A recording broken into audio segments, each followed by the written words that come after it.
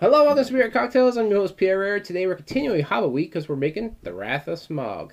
Now, have you ever watched Smaug? Have you ever watched the movies with Hobbit? The whole idea of Smaug is he covets gold like there ain't no end. So, yeah, that's Goldschlager because you're actually putting literally real gold in this cocktail because that's real gold. That's why this thing costs so much because you're actually buying gold. It's gold flakes, but it's still gold. And it's edible. You think eating gold will probably kill you? Apparently, gold doesn't.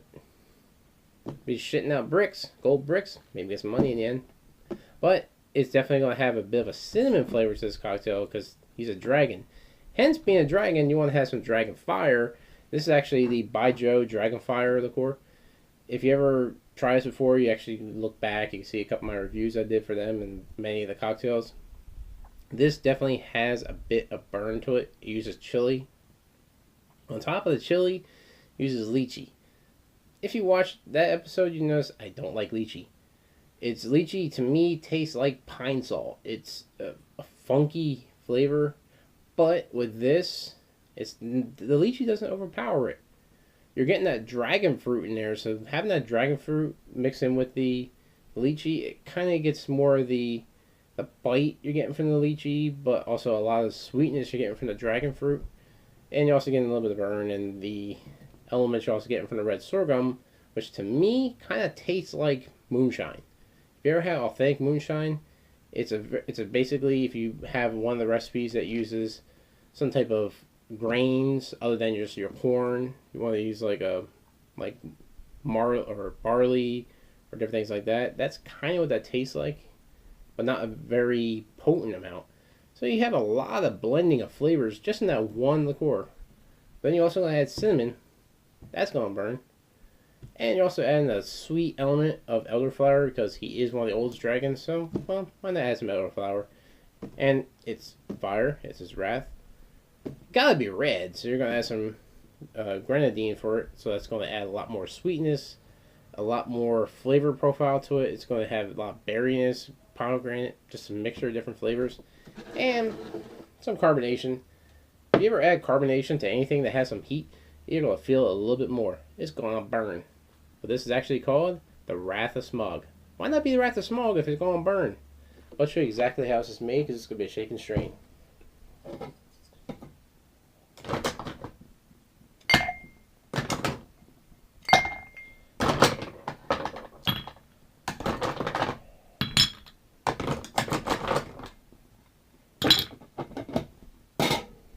First thing you want to do is you want to take your primary, which is your dragon fire, add 2 ounces of that.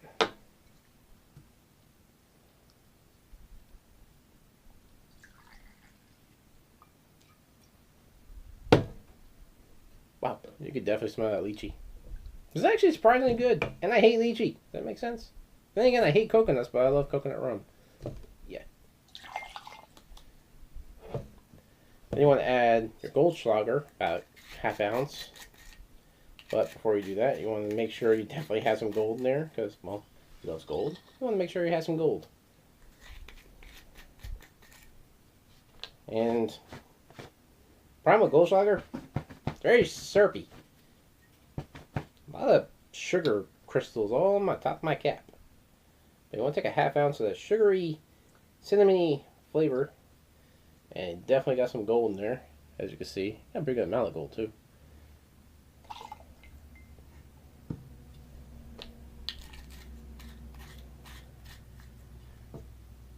Man, every time you put the cap on, you're getting sugar everywhere. Then you want to take about ½ ounce of your elderflower. Just going to add definitely a very unique flavor to this cocktail because you're going to have so many different flavor profiles. It's going to be hard to pinpoint one, but this stands out no matter what.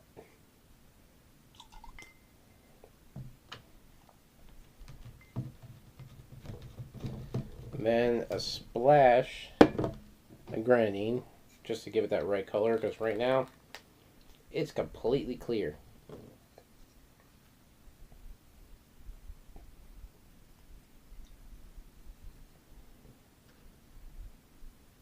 There we go.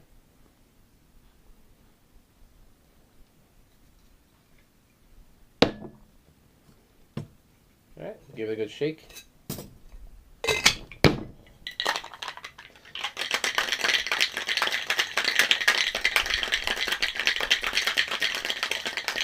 what I like about it. So it actually kind of turns pink, but that's only from the aeration. But it's going to be red in the end. Just be pink for a little bit. It's going to be a bit of a girly dragon, just for a moment.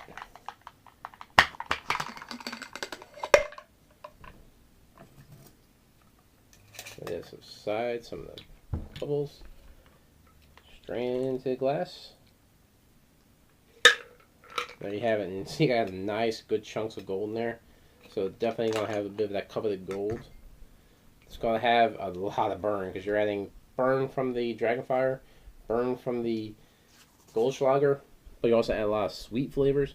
So this could be interesting. It's going to have a very good contrast of flavor. Let's see exactly how it tastes, and there you have it, the Wrath of Smaug. Ah, you know what I forgot? But I had to make room.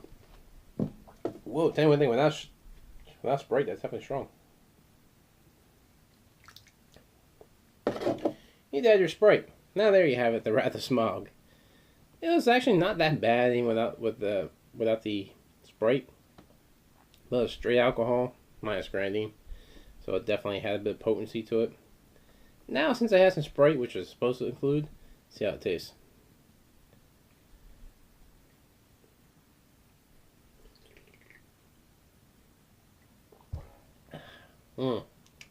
Much better. And that definitely amplifies a bit of the heat. And you ever notice that you add anything carbon and anything that's kind of hot, it's going to help, like, it does something with your taste buds. It just lights them up. So anytime you get the heat added onto it, you can feel it so much more than if you're just drinking something hot to begin with. That's why if you're eating anything like, say, hot wings, don't drink soda with it. It's going to burn that much more. You drink beer with hot wings, yeah, it's cold beer, maybe. It's going to be cold, it'll calm you down. But it'll still be carbonated. It's going to burn. Regardless how you look at it, it's going to burn. But this is a very flavorful cocktail. It's, as I mentioned, it's such an array of flavor. You're getting your lychee, your dragonfruit, you're definitely getting the chili with it. You're getting the cinnamon with that. You're getting the elderflower. You're getting the berry flavor, the citrus. You're getting everything in that one sip. But it's something that's potent, not very, very strong. Even without the Sprite, it's not overly strong, surprisingly. I think it's because of shake and strain. You're not using really high proof alcohols except for your Byejoe. It definitely has a little bit higher compared to some of the other ones. Goldschlager, let's use Rumplemints. That would definitely be, well, not Rumplemints, but yeah, because that's peppermint. But Goldschlager, well, yeah, that's definitely a little potent. 43% alcohol, but don't taste it.